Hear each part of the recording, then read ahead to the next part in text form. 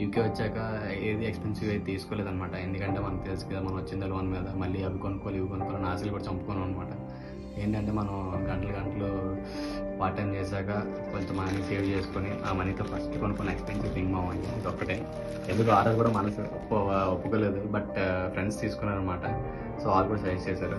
ఇదైతే Adidas 450 easy 450 అనమాట. ఈ షూ అయితే అరౌండ్, ఇది షూ అనమాట, అరౌండ్ ఇండియాలో అయితే 30,000 ఉంది.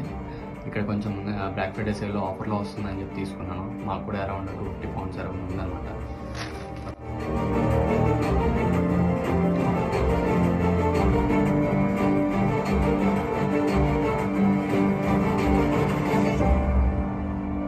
అయితే ఎలా ఉన్నామా,